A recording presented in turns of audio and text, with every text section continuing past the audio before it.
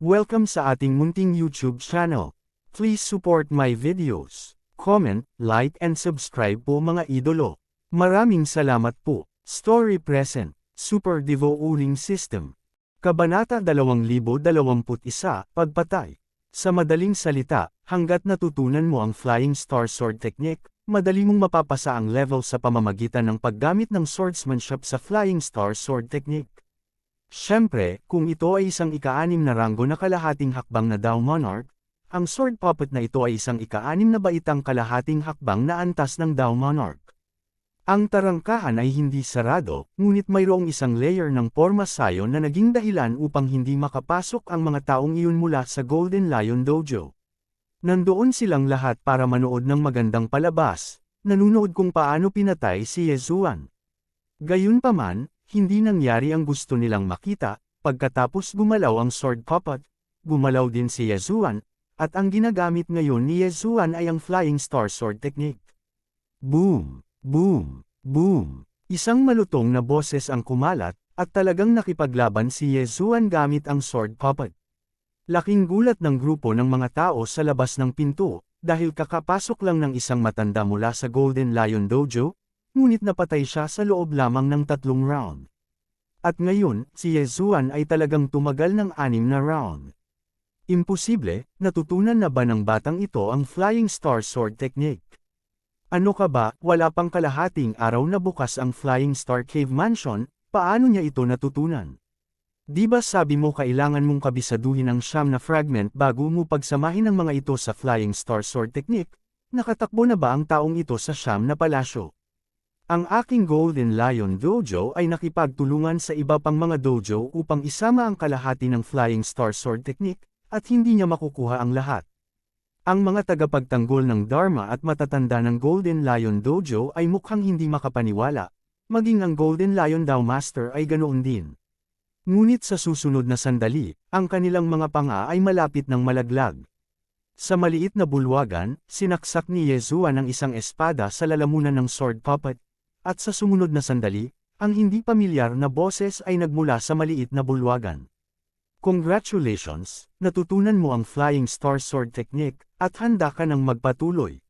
Sa sandaling lumabas ang mga salitang ito, ang grupo ng mga tao sa likod ng pinto ay nabigla. Yezuan, natutunan niya talaga ang Flying Star Sword Technique, paano ito posible? Gayunpaman, nakita lang nila na inilagay ni Yezuan ang bangkay, at pagkatapos ay naglakad pasulong ng hindi lumilingon. Bagamat hindi nila alam kung bakit mayroon si Yezuan ng Flying Star Sword Technique, ang malalaman nila ay si Yezuan ang dapat ang unang taong papasok sa libingan. Sa oras na ito, dumaan na si Yezuan sa maliit na bulwagan, at pagkatapos ay makalipas ang ilang sandali, pumunta siya sa puntod ng Flying Star na si Dao Monarch. Sa burial chamber na ito, walang iba kundi isang kristal na kabaong sa gitna. Lumapit si Yezuan at nakitang may katawan ng binata na nakahandusay sa loob. Binata, ang nakalagay sa kristal na kabaong ay ang bangkay ng aking Flying Star na si Dao Jun. Muling tumunog ang hindi pamilyar na boses. Nakita ko na ang mga seniors ko. Nagmamadaling nag-hello si Yezuan. Hindi na kailangang maging magalang, maaari kang pumunta dito upang ipakita na ikaw ay nakatadhana para sa akin, at ang aking pinakamahalagang bagay ay ang sword Dao species na iyon, ngunit bago iyon, mayroon akong kahilingan. Sabi ni Flying Star Dao Jun, Senior, magsalita ka naman. Aking Flying Star Dao Jun, ang pangalan ko ay Jiang Feixing, at ako ay isang inapo ng pamilyang Jiang sa Lingguang Sword City, kaya gusto kong bawiin mo ang aking katawan at ilibing ito kasama ng aking ina. Sabi ni Flying Star Dao Jun, napakasimple ng gawaing ito. Kaya pumayag si Yezuan, dapat gawin ito ng junior. Panipi, ngunit nais kong ipaalala sa iyo na ako, si Jiang Feixing, ay nakagawa ng isang bagay na ikinalulungkot ng pamilya, iyon ay, nagnakaw ako ng isang sundalo ng Dao, kaya ako ay tinanggal sa pamilya, ang huling hiling na ito, natatakot ako na hindi ito gaanong simple. Binibigyang diin ni Flying Star Dao Jun. Kahit gaano kahirap, dapat kumpletuhin ng juniors para sa seniors.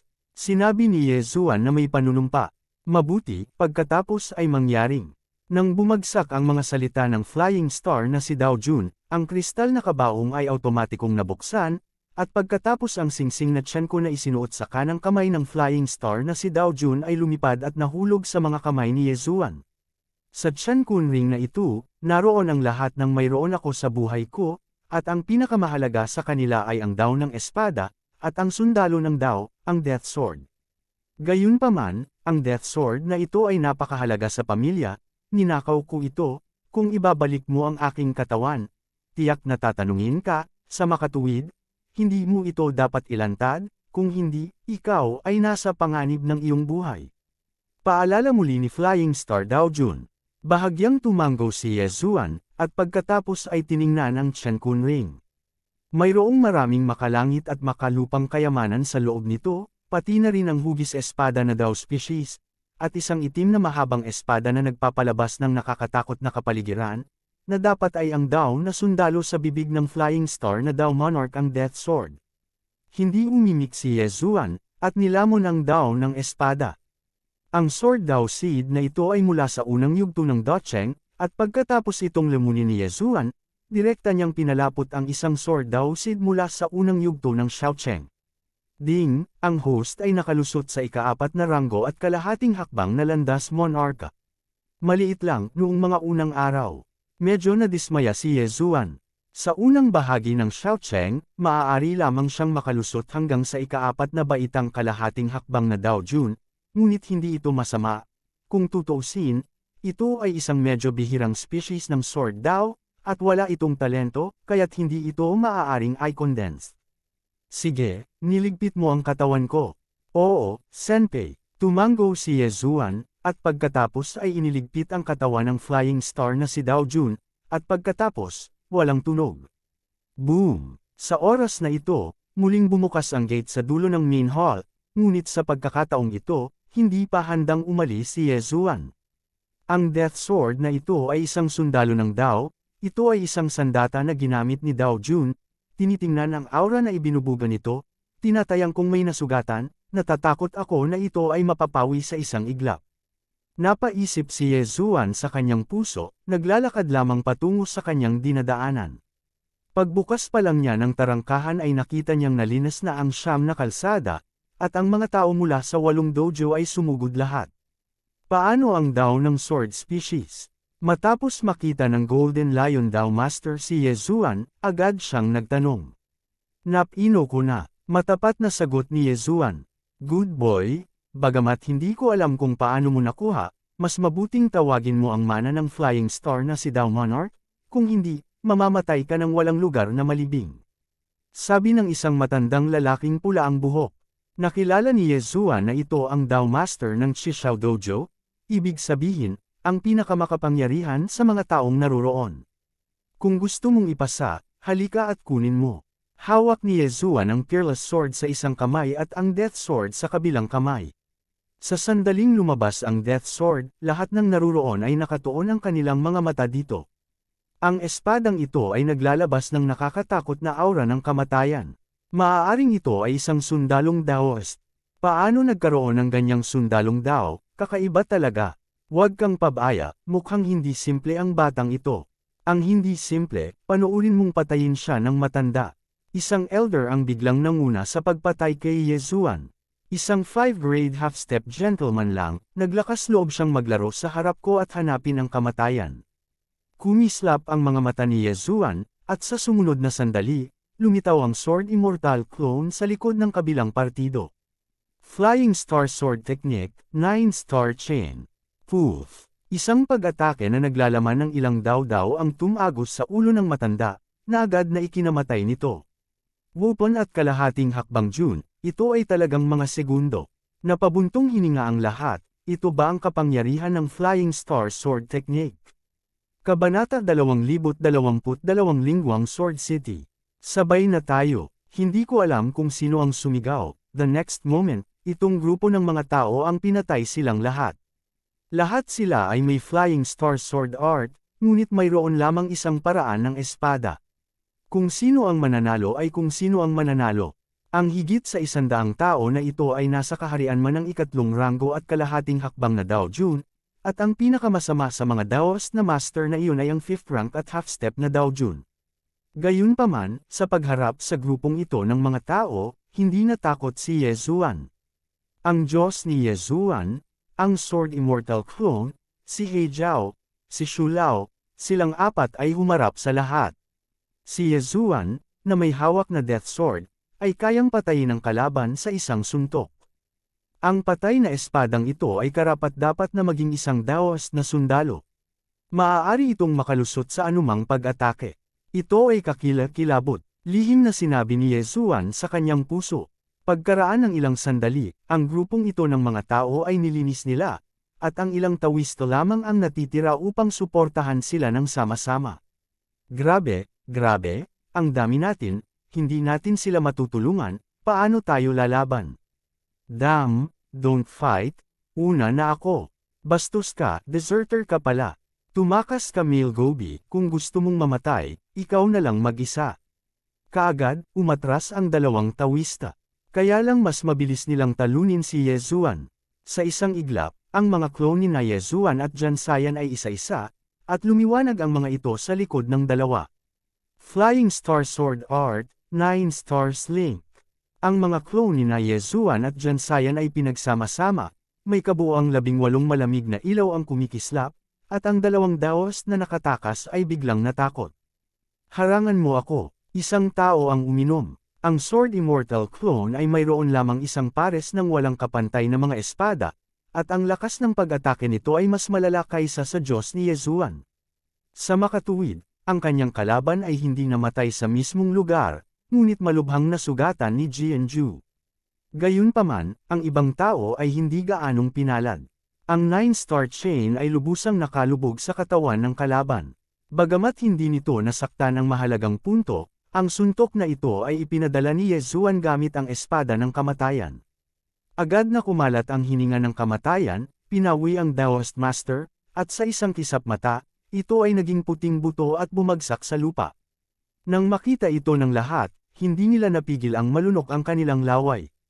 Ang pinaka-nakakatakot na bagay ay hindi ang kapangyarihan ng Dao of the Sword, ngunit marahil itong itim na mahabang espada. Kamahalan, handa akong sumuko sa iyo.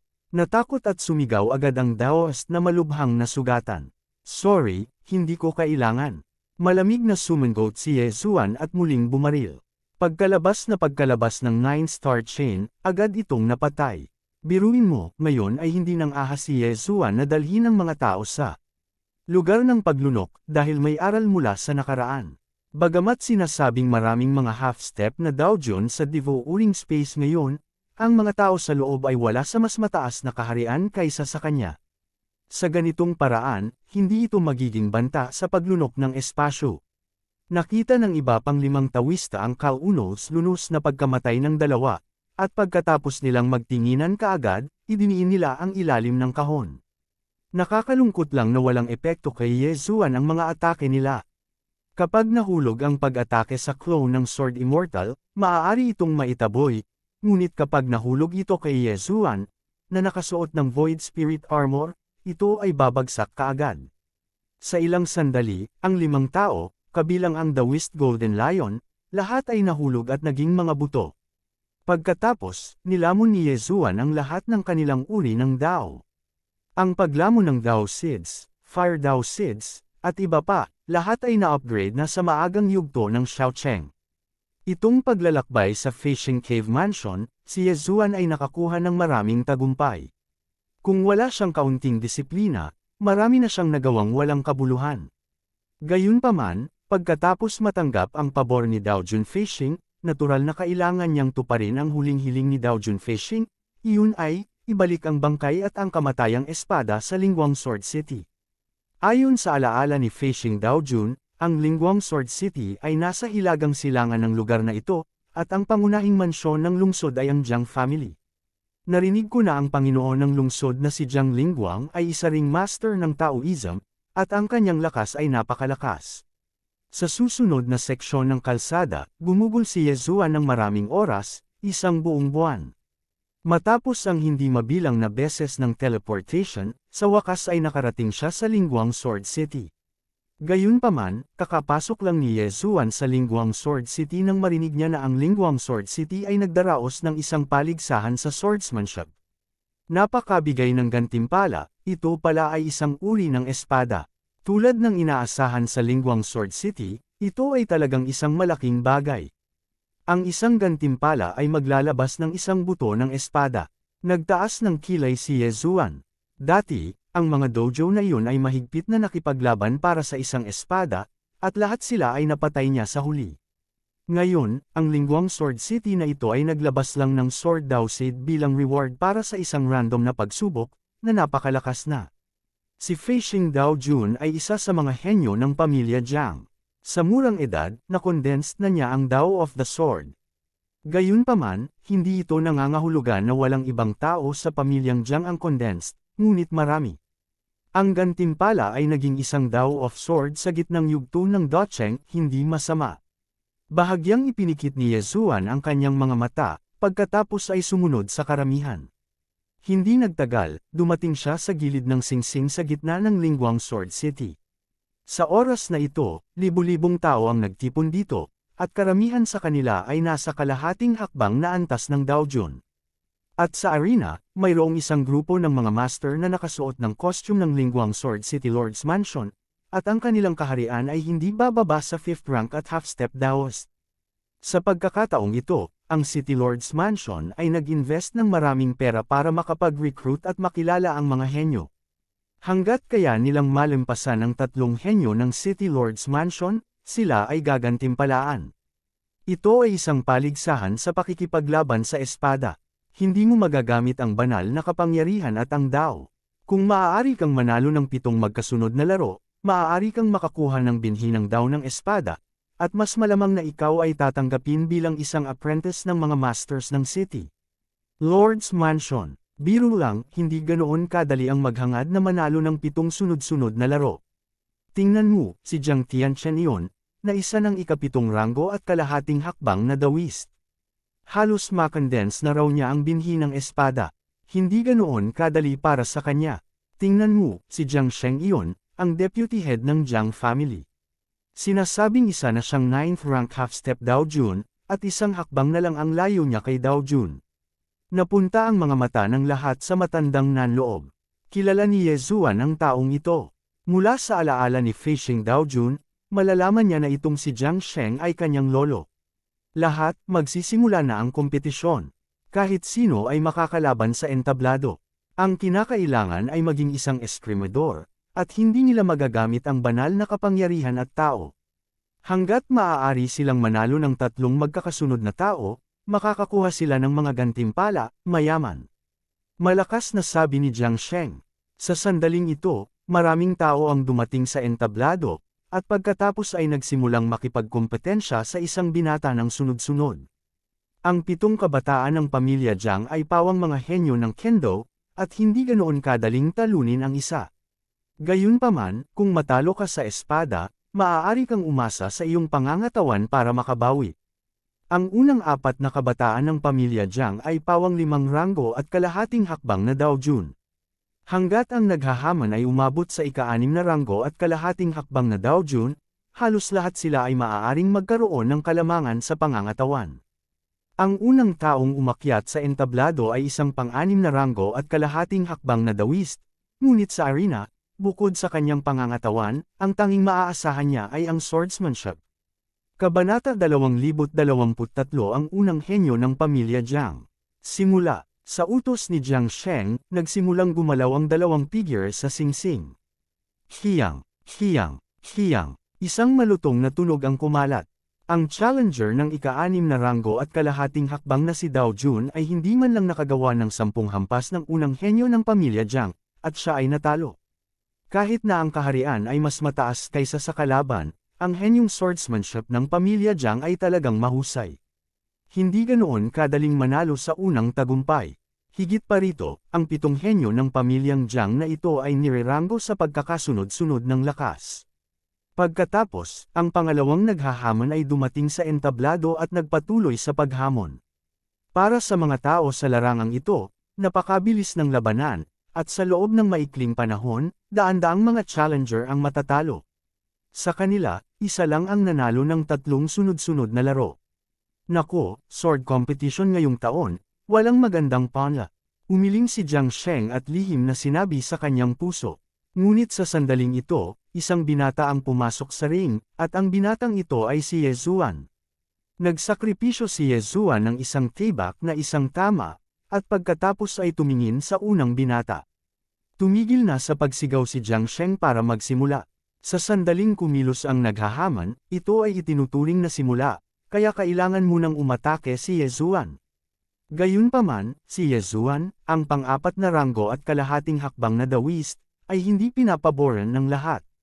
Tapak, humakbang si Ye Zuan sa isang paa, at sa sumunod na sandali ay tumaas ang kanyang bilis, at napunta siya sa No. Isang Jiang family genius sa isang iglap. Ang bilis na ito ay lumampas sa inaasahan ng lahat. Sa mga nakaraang laban, ginamit ni Ye Zuan ang paraan ng apoy at ang daan ng hangin para bumilis. Ngunit ngayon ay ganap na itong nakadepende sa physical fitness, kaya ginamit niya ang killing state. Ang henyo ng pamilyang Jiang ng 5th rank at half-step na Dao Jun ay hindi pa nagre-react, at ang one-hit kill sword ni Ye Zuan ay nasa kanyang leeg na. Nanalo, natahimik ang buong lugar. Naningkit ang mga mata ni Jiang Sheng, bahagyang nagulat. Hindi niya inaasahan na magagawa ni Ye Zuan na tumalon at hamanin ang isang henyo ng pamilya Jiang. Ito ay hindi kapanipaniwala. Susunod, ito ay isa pang henyo ng Kendo na isang 5th rank at half-step na Daoist. Gayunpaman, siya ay agad na pinatay ni Ye Zuan. Hindi lang iyon, ngunit maging ang natitirang dalawang 5th rank at half-step na Daoist ay napunta sa parehong paraan. Direktang nanalo si Ye Zuan ng 4 na magkasunod na laro. Noong una, walang sinuman sa audience ang optimistic kay Ye Zuan, ngunit ngayon, lahat sila ay iniunat ang kanilang mga leeg upang makita kung kayang talunin ni Ye Zuan ang ilang henyo ng Kendo ng pamilya Jiang. Gayunpaman, ang unang 4 ay pawang 5 ranggo at kalahating hakbang na Dao Jun, habang ang ika-5 at ika-6 ay pang-6 na ranggo at kalahating hakbang na Dao Jun. Ye Zuan, maaari ka pa bang manalo? Hindi naman masama ang batang ito, ngunit malinaw na nakapasok siya sa pamilya Jiang. Naisip ni Jiang Sheng sa kanyang sarili. Sa puntong ito, nagsimula na ang ika-5 tugma ng espada. Pamatay na estado, hindi umimik si Ye Zuan, at direktang nag-activate ng kanyang ultimate move, ngunit dahil hindi niya magagamit ang banal na kapangyarihan, hindi makikita ng lahat ang anumang pagbabago sa kanya. Hiyang, hiyang, hiyang, isang malutong na tunog ang kumalat. Medyo hindi kapanipaniwala na si Ye Zuan, na isa lamang pang-4 na ranggo at kalahating hakbang na Dao Jun, ay talagang makakalaban sa henyo ng pamilyang Jiang ng isang ika-6 na ranggo at kalahating hakbang na Dao Jun. Hindi ito ang punto ay ang pagiging estremador ni Ye Zuan ay mas makapangyarihan kaysa sa ika-5 henyo ng pamilyang Jiang. Shong! Biglang kumalat ang isang malutong na tunog, at nakita ko ang henyo na Quasi Dao na sundalo ng ika-5 Jiang family na biglang nabali, at pagkatapos ay itinutok ni Ye Zuan ang kanyang espada at idiniin ito sa leeg ng kalaban. Ang suntok na ito ay medyo nagulat kay Ye Zuan, dahil nag-trigger ito ng one-hit kill effect, kung hindi ay magpapatuloy ang labanan ng ilang sandali.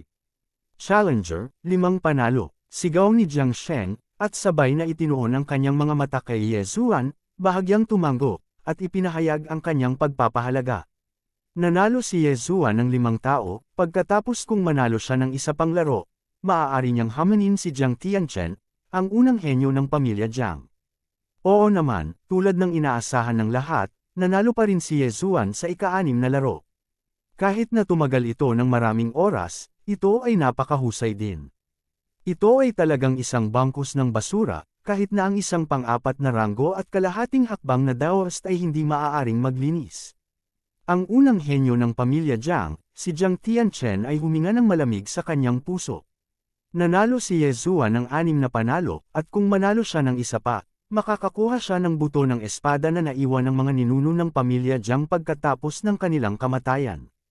Dapat mong malaman na ang kompetisyon ng espada ay ginanap ng hindi mabilang na beses, at walang sinuman ang nakakuha ng ganitong uri ng espada. Ngayon, baka ito ay ipanganak. Ika-7 laro, sigaw ni Jiang Sheng, at pagkatapos ay umakyat si Jiang Tianchen. Kung pag-uusapan, itong si Jiang Tianchen ay pinsan pa rin ni Jiang Tianxing, ang Daoist Master ng Fei Xing. Siyempre, ang kakayahan ni Jiang Tianxing ay higit na mas mahusay kaysa kay Jiang Tianchen, dahil si Jiang Tianchen ay hindi pa nakakapag-condensed sa tao ng sword, ngunit nagawa na ito ni Jiang Tianxing. Naisip ni Ye Zuan na hanggat nakuha niya ang espadang ito, ang kanyang espada ay dapat na umunlad, at pagkatapos ay ang kanyang kaharian ay uunlad din. Gayunpaman, hindi ganoon kadali na manalo sa unang henyo ng pamilya Jiang. Kahit na magkakasama lang ang 6 na tao, natatakot ako na hindi lang sila ang kalaban ni Jiang Tianchen. Boy, huwag mong isipin na kapag natalo mo silang 6, qualified ka na makipaglaban sa akin. You should go on obediently, sabi ni Jiang Tianchen kay Ye Zuan. Oh, I'm not qualified. Nagbago na kaya ang rules, ikaw ang ika-8 tao, hindi ang ika-7 tao. Nagtaas ng kilay si Ye Zuan. Pinaikit ni Jiang Tianchen ang kanyang mga mata at alam niyang mali ang sinabi niya, kaya tumigil siya sa pagsasalita ng walang kaparirikan at hinintay na kumilos si Ye Zuan. Excuse me. Pagkatapos magsalita ni Ye Zuan, diretso siyang bumaril at agad na naging streamer, na ikinamatay ni Jiang Tianchen. Ang Jiang Tianchen na ito ay ang unang henyo ng pamilya Jiang, kaya napakahusay ng kanyang lakas. Bilang karagdagan, siya ay nagsasanay sa hindi mabilang na mga taon, kaya ang kanyang pagiging espada ay hindi pa nagagawa. Sa kanyang mga kapantay, halos walang sino man ang makakapaghambing ng mga espada sa kanya. Gayunpaman, huwag kalimutan na si Ye Zuan ay mayroon pa ring bloodline ng sword immortal sa kanyang katawan, at mayroon din siyang uri ng swordsmanship. Bagamat hindi magagamit dito ang pag-atake ni Dao, ang kanyang pagiging espada ay nasa itaas pa rin ni Jiang Tianchen. Ang labanan sa pagitan ng dalawa ay napakatindi, ngunit ang wakas ay hindi lumampas sa inaasahan ni Jiang Sheng. Mataas pa rin kay Tianchen ang pangangatawan ng batang ito. Hindi kaya naiintindihan niya ang mga bagay tulad ng kapangyarihan. Pinaikit ni Jiang Sheng ang kanyang mga mata. Mayroong kabuuang 100,000 uri ng mga landas, at maraming paraan upang mapabuti ang pisikal na fitness. Ang mga nakakaunawa sa mga Dao na ito, bagamat hindi nagagamit ang pag-atake ni Dao, ay may kalamangan pa rin sa larong ito. Gayunpaman, nakita rin ni Jiang Sheng na ang swordsmanship ni Ye Zuan ay mas mahusay pa rin kaysa kay Jiang Tianchen. Sa oras na ito, kinuha na ni Ye Zuan ang malaparang kawal ni Jiang Tianchen, at inilagay ang one-hit kill sword sa leeg ni Jiang Tianchen. Ang labanan ay tumagal lamang ng 5 segundo, ngunit para sa mga tao sa kaharian na ito ay napakatagal na. Nanalo ang challenger. Nang bumagsak ang boses na ito, kumukulo ang mga manunood. Matapos ang napakaraming taon, ang sword competition ay sa wakas ay lumitaw bilang isang challenger na nanalo ng 7 sunod-sunod na laro. Gayunpaman, ang ilang mga tao ay nagsimulang magtaka kung si Ye Zuan ang kitiwala mula sa pamilyang Jiang. Gayunpaman, hindi na kailangang mag-sign up para sa hamon, at hindi ito nangangailangan ng anumang bayad. Ano ang silbi ng paghahanap ng suporta? Susuntukan ang iyong sarili sa mukha. Kabanata 2024 na pagharang. Matapos marinig ito ni Jiang Tianchen, natigilan din siya. Mahirap isipin na siya, ang unang henyo ng pamilya Jiang, ay natalo ng isang pang-4 na ranggo at kalahating hakbang na dawis. Papatayin kita. Galit na sigaw ni Jiang Tianchen, at direktang binaril si Ye Zuan. Mapangahas. Nang makita ito, agad na sumikat si Jiang Sheng sa harap ni Ye Zuan at sinampal si Jiang Tianchen na lumilipad. Si Jiang Tianchen ay kanyang apo, ngunit ngayon ay nanalo na si Ye Zuan. Kung siya ay papatayin ni Jiang Tianchen, ano ang iisipin ng lahat sa pamilyang Jiang?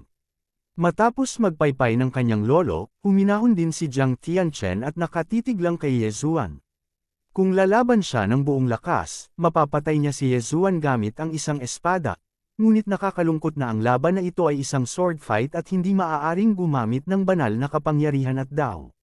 Binata, ano ang pangalan mo? Tanong ni Jiang Sheng. Junior Ye Zuan. Sagot ni Ye Zuan. Mabuti, ito ang iyong gantimpala.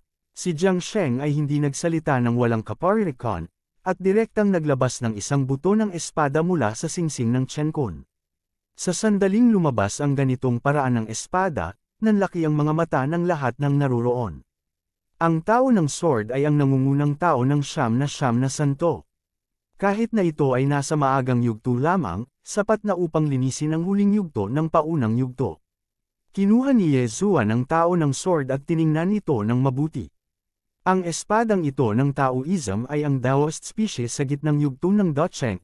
Iyon ay, ang Master ay isang powerhouse sa antas ng ikawalong ranggo at kalahating hakbang na Daoist bago siya mamatay. Tinansya ni Yezuan na hanggat nilalamon niya ang buto ng espada na ito, maaari siyang makalusot kahit isang beses o dalawang beses. Sa oras na ito, muling sinabi ni Jiang Sheng, Yezuan, handa ka bang pumunta sa ilalim ng aking pintuan? Sa sandaling lumabas ang mga salitang ito, muling nagsisigawan ang mga taong naroroon. Jiang Sheng, ngunit ang deputy head ng Jiang family, iyon ay, ang deputy city head, ay maaaring sumamba sa kanya, ngunit ito ay isang hakbang patungo sa langit. Matapos marinig ito, mabilis na nag-isip si Yezuan sa kanyang puso. Si Jiang Feixing ay apo ni Jiang Sheng. Kung siya ay makikipag-ugnayan sa kanya, mas madaling tuparin ang huling hiling ni Jiang Feixing. Nakasalubong ng mga alagad ang guro. Walang sabi-sabing-sabi ni Yezuan, nakakuyom ang kanyang mga kamao. Mabuti napakabuti. Tumango si Jiang Sheng bilang kasiyahan. Ang kakayahan ni Yezuan ay mas mataas pa kaysa kay Jiang Tianchen. Kung siya ay nilinang, ang kanyang pagiging epektibo sa labanan ay maaaring hindi mababa. Na si Jiang Tianchen ay nagngangalit na sa galit dahil siya ay apo ni Jiang Sheng, at si Yezuan ay apprentice na ngayon ni Jiang Sheng, na nangangahulugan na si Yezuan ay isang henerasyon na higit sa kanya. Sa hinaharap, kapag nakita niya si Yezuan, hindi ba siya dapat magpugay? Hindi. Galit na sigaw ni Jiang Tianchen. Nang marinig ito, kakaibang lumingon si Jiang Sheng at nagtanong, bakit hindi? Lolo, hindi ka ba tumatanggap ng apprentice? Agad na sabi ni Jiang Tianchen. Sa ganoong kagandang panla, bakit hindi mo magawang labagin ang mga patakaran? Ikaw na, oras na para matutong maging mabuting tao. Namilog ang mga mata ni Jiang Sheng. Bagamat apo niya si Jiang Tianchen at ang may pinakamagaling na kakayahan sa kasalukuyan, hindi talaga maganda ang karakter ng dating, kaya hindi niya masyadong gusto si Jiang Tianchen. Matanda, kahit pinapagalitan mo ako sa harap ng maraming tao, hindi mo pa rin ako apo. Nagmura si Jiang Tianchen sa kanyang puso. Ang paligsahan sa espada na ito ay natapos na, at ang pamilya Jiang ay may isa pang henyo, iyon ay si Yezuan. Pagkatapos, umalis si Yezuan kasama si Jiang Sheng at pumunta sa mansyon ng City Master. Yezuan, dito ka natitira mula ngayon, pumunta ka at alamin ang tungkol sa Tao of Swords. Kung wala kang naiintindihan, tanungin mo lang ako, sabi ni Jiang Sheng kay Yezuan. Oo, guru, tumango si Yezuan. Sa oras na ito, iniisip niya ang isang bagay, iyon ay, kung sasabihin ba kay Jiang Sheng ang tungkol kay Jiang Feixing. Gayunpaman, pagkatapos mag-isip tungkol dito, nagpasya siyang hayaan ito. Maya-maya, umalis si Jiang Sheng. Pagkaalis niya, natagpuan ni Yezuan ang isang lingkod ng pamilya Jiang ng random, at pagkatapos ay sapilitang nilamon ang paghahanap ng kaluluwa. Lumalabas na ang usapin tungkol sa pagnanakaw ni Jiang Feixing ng Death Sword ay isang bawal sa pamilya Jiang, at walang dapat magbanggit nito. Namatay ang ama ni Jiang Feixing sa kanyang mga unang taon, at ang kanyang ina ay nagpakamatay matapos nakawin ni Jiang Feixing ang Death Sword, at ngayon ay inilibing sa labas ng lungsod ng Lingguang Sword. Kinaikit ni Yezuan ang kanyang mga mata. Sa kasong ito, bakit hindi muna ilibing ang bangkay ni Jiang Feixing at ang kanyang ina? Sa ngayon, kalalabas lang ni Yezuan sa City Lord's Mansion, at pagkatapos ay dumiretso palabas ng lungsod. Ang huling hiling ni Jiang Feixing ay ilibing siya at ang katawan ng kanyang ina ng magkasama. Ngunit dahil ninakaw niya ang Death Sword, ang katawan ng kanyang ina ay hindi nakapasok sa Ancestral Hall ng pamilya, kaya gusto ni Yezuan na ilibing muna ang katawan ni Jiang Feixing, at pagkatapos ay pabayaan ito. Jiang pamilya, ilipat ang kanilang mga katawan pabalik. Kung paano gawin ito sa pamilya Jiang, hindi na kailangang magsabi pa, iyon ay, sa pamamagitan ng puwersa. Gayunpaman, nang umalis si Yezuan sa City Lord's Mansion, may biglang sumunod. Hiniling niya kay Megatron na lumingon at nalaman na si Jiang Tianchen iyon, ang apo ni Jiang Sheng. Itong lalaking ito, pagkatapos niya akong matalo, sinundan niya ako. Gusto niya ba akong turuan ng leksyon, o gusto niya akong patayin? Kinaikit ni Yezuan ang kanyang mga mata at inisip ang sarili. Gayunpaman, siya mismo ay hindi lumingon, nagpatuloy lamang sa kanyang paglalakad. Pagkaraan ng ilang sandali, hinabol siya ni Jiang Tianchen. Tumigil ka, galit na sigaw ni Jiang Tianchen. Narinig ni Ye Zuan ang tunog at tumigil. Oh, so ikaw pala, may problema ba? Nakangiting tanong ni Ye Zuan. Ilayo mo ang mukha mo, masunurin mong iabot ang buto ng espadang iyan, at lumayo ka sa akin, kung hindi, huwag mo akong sisihin sa pagiging bastos. Diretsyong sinabi ni Jiang Tianchen nang hindi nagsasalita ng walang kaparerikan. Ito pala ay galing sa daw ng Chongjian, bakit, ang iyong pamilyang Jiang, ay hindi kayang mawalan ng labis. Hindi mapigilan ni Ye Zuan na mapangiti. Tumigil ka sa pagsasalita ng walang kaparerikan, bigyan ka ng 3 segundo para ibigay ang espada, kung hindi, mamatay ka. Ang layunin ng pagpatay sa mga mata ni Jiang Tianchen ay biglang lumitaw. Ito ba? Bahagyang nakataas ang sulok ng bibig ni Ye Zuan, at tinanggal niya ang singsing na tiyankon sa kanyang kamay, at sinabing, kung may kakayahan ka, maaari mo itong kunin mismo. Napakatapang mo, isang pang-4 na ranggo at kalahating hakbang na dawist, na talagang nanggagalit sa akin. Huwag mong isipin na maaari kang maging mayabang kung matalo mo ako sa espada. Ngayon ay ipapakita ko sa iyo kung ano ang ibig sabihin ng pagkakaroon ng langit sa labas ng langit. Nang bumagsak ang boses ni Jiang Tianchen, naging streamer siya at pinatay si Ye Zuan. Sino ang nagsabi na isa akong 4th grade half-step dawist? Malamig na ngumiti si Ye Zuan, at biglang lumakas ang kanyang hininga. Pang-4 na ranggo at kalahating naglalakad na Ginoo. Huwag! Sa oras na ito, ang hininga ni Ye Zuan ay isa ng pang-6 na ranggo at kalahating hakbang na dawist, dahil nilunok niya ang Dao of Sword sa gitnang yugto ng Docheng, at itinaas ang kanyang Dao of Sword sa huling yugto ng Xiaocheng. Flying Star Sword Art, 9 Stars Link. Ang kanang kamay ni Ye Zuan ay nagsaksak ng 9 na espada sa isang iglap, pinagsama ang lahat ng uri ng pag-atake. Ang kapangyarihan ay sobrang nakakatakot, madali nitong natalo ang atake ni Jiang Tianchen, at pagkatapos ay tinusok ang kanyang ulo. Puff! Isang mahinang tunog ang kumalat, at pagkatapos ay bumagsak ang katawan ni Jiang Tianchen sa lupa at bumagsak. Hindi ako ang nananaig. Umiling si Ye Zuan at nagmamadaling lumapit para iligpit ang katawan ni Jiang Tianchen. Natatakot ako, hindi akalain ni Jiang Tianchen na si Ye Zuan ay nag-condense ng isang uri ng swordway, at ginagamit niya ang Flying Star Sword Art na nilikha ni Jiang Tianchen. Kabanata 2025 ang lokasyon ng hilaw na espada. Pagkatapos, nilamon ni Ye Zuan ang katawan ni Jiang Tianchen gamit ang totoo at huwad na maskara. Ginawa itong Jiang Tianchen, at binasa ang alaala ni Jiang Tianchen. Gayunpaman, sa susunod na sandali, nagulat si Ye Zuan dahil may nalaman siyang sekreto. May Death Seed talaga sa loob ng Death Sword. Nanlaki ang mga mata ni Ye Zuan, medyo hindi makapaniwala. Ang paraan ng kamatayan ay nireranggo ng hindi mas mababa kaysa sa kendo sa siyam na banal na daan. Kung naiintindihan mo ang paraan ng kamatayan, ang pagiging epektibo ng iyong labanan ay lubos na mapapabuti. Ang patay na espada na iyon ay orihinal na gawa sa Taoismo, hindi nakakagulat na ito ay napakalakas. Hindi iyon ang punto. Ang punto ay, may isa pang Daoist na sandata na gawa sa Taoism na tinatawag na Shengjian. Ang tibak ng buhay at ang tibak ng kamatayan ay isang pares, na tinatawag na tibak ng buhay at kamatayan. Ito ang mana ng pamilya Jiang. Ngunit nawala si Shengjian sa isang aksidente. Ang buhay na espadang iyon ay talagang may kakayahan na buhayin ang mga tao. Medyo natigilan si Ye Zuan. Ang Dao Seed sa Shengjian ay tinatawag na Dao Seed of Life, at ang paraan ng pamumuhay ay isa rin sa top rank Dao sa 99 Saint Dao. Minsan, gumamit ng ilaw na espada ang pamilya Jiang para buhayin ang mga tao. Ang paraan ng buhay, ang paraan ng kamatayan, ay talagang nakakatakot. Nang inag si Ye Zuan, iniisip niya sa sandaling ito, kung makuha niya ang espada, hindi ba niya mabubuhay muli si Fei Xing Daojun at ang kanyang ina? Hindi lamang iyon, ngunit maraming tao ang maaaring mabuhay muli. Bagaman nawala ang hilaw na espadang ito, ang pamilya Jiang ay may paraan ng paghahanap ng espada. Hanggat umaasa ka sa patay na espada, mahahanap mo ang hilaw na espada.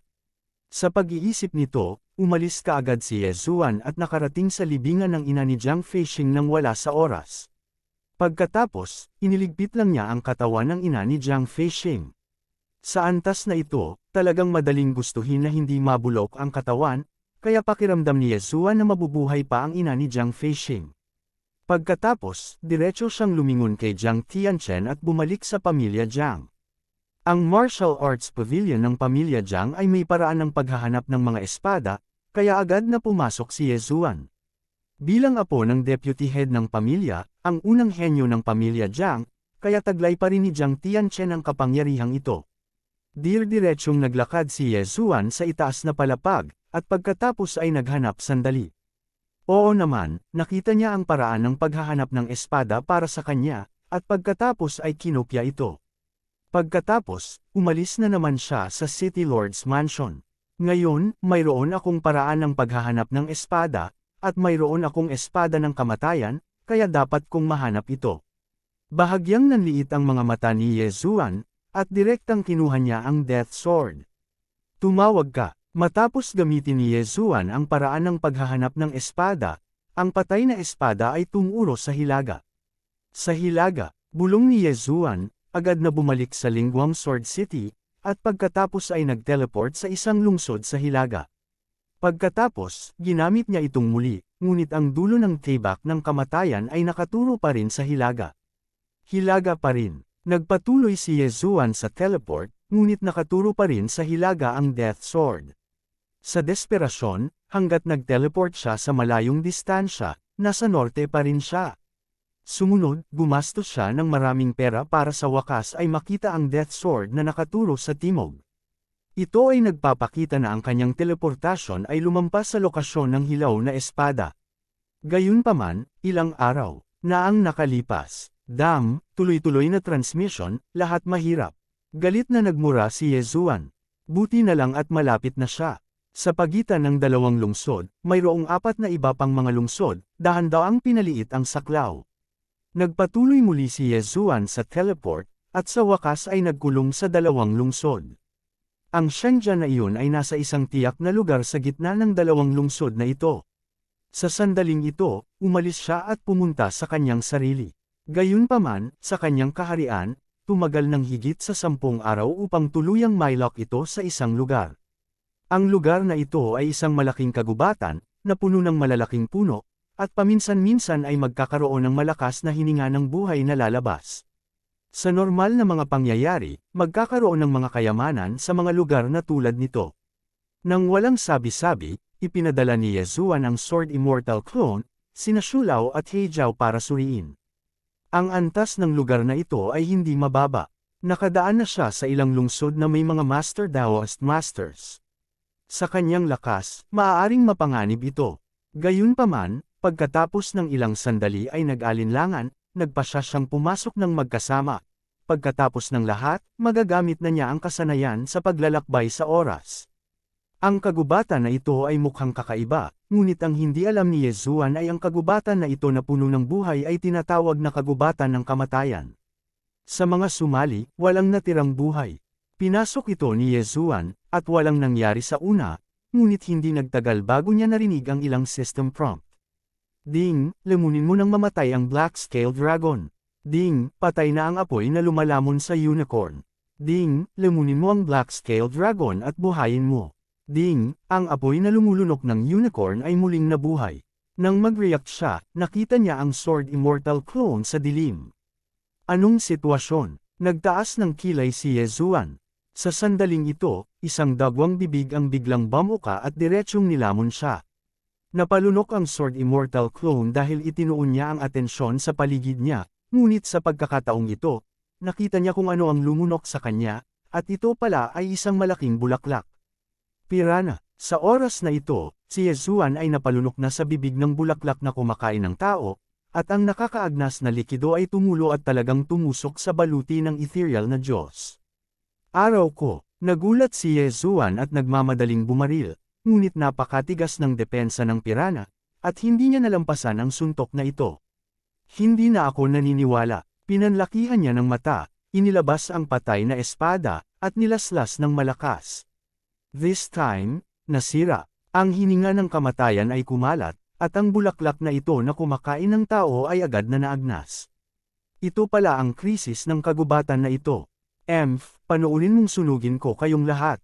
Nanlaki ang mga mata ni Yezuan, direktang hawak ang espada ng kamatayan, at nagsimulang bumaril ng galit na galit. Ang ranggo ng mga pirana na ito ay tinatayang hindi mababa. Bagamat hindi pa nila naabot ang ranggo ng Daojun, sila ay nasa ika-8 ranggo, ika-9 na ranggo at kalahating hakbang na Daojun. Gayunpaman, ang lahat ng inaatake ng Death Sword ay mabubulok. Si Yezuan ay nagsimulang magwalas, saan man siya dumaan, anuman ang mga bulaklak, halaman at mga puno, lahat ay nalalanta.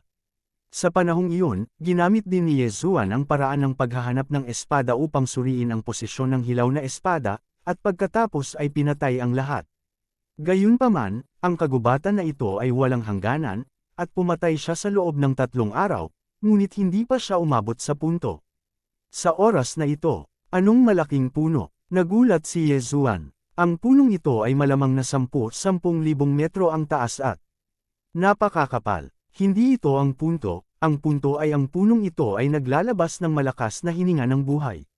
Nakatayo dito, naramdaman lamang ni Yezuan na siya ay nasa mataas na espiritu at nadagdagan ang kanyang habang buhay. Gayunpaman, sa oras na ito, may mga grupo ng mga itim na anino na lumalangoy sa tabi ng punong ito. Nang tingnan niyang mabuti, lamok pala ang mga iyon. Ang grupong ito ng mga lamok ay sumisipsip ng buhay na asensya ng punong ito. Lihim na sinabi ni Yezuan sa kanyang puso, ngunit hindi niya ito pinansin, at tahimik na umiwas dito. Gayunpaman, pagkatapos niyang maglakad sa paligid ng malaking puno ng ilang sandali, nalaman niyang lumihis ang direksyon na itinuturo ng Death Sword. Mula sa dalawang pananaw, si Shengjian ay dapat nasa malaking puno sa kalangitan. Kabanata 2026 na muling pagkabuhay, Daojun Feishing. Saglit itong pinag-isipan ni Yezuan, ngunit nagpadala pa rin ng 3 Sword Immortal Clone. Sure enough, pagkalapit nila, inatake sila ng malalaking lamok na iyon. 9 Layers of Heaven Devouring Flames. Naglabas si Shu Lao ng kakaibang trick at direktang sinunog ang isang grupo ng malalaking lamok sa lupa. Gayunpaman, ang bilang ng mga lamok na ito ay napakarami upang patayin, kaya sina Heijiao at Shu Lao ay natupok hanggang sa mamatay. Sa kabutihang palad, ang Sword Immortal Clone ay tumiyupad sa inaasahan ni Yezuan at nanatiling malakas. Hindi siya kayang saktan ng mga lamok na ito. Sa oras na ito, biglang may natuklasan si Yezuan. Matapos mapugutan ng ulo ang mga lamok na iyon, ang hininga ng buhay sa katawan ay magsasama-sama, at pagkatapos ay dadaloy sa malayo. Sumimangot si Yezuan at tinanong si Jansayan Clone na tingnan ito. Pagdating ng huli, nakita niyang may malaking altar doon, at sa ibabaw ng altar, may isang kristal na bote. Ang hininga ng buhay ay damaloy sa kristal na bote na ito. Lumapit ang Sword Immortal Clone upang tingnan, at nang itatabi na sana niya ang kristal na bote, isang hininga ang biglang dumating. WHO. Sa isang malakas na sigaw, tumigil ang Sword Immortal Clone.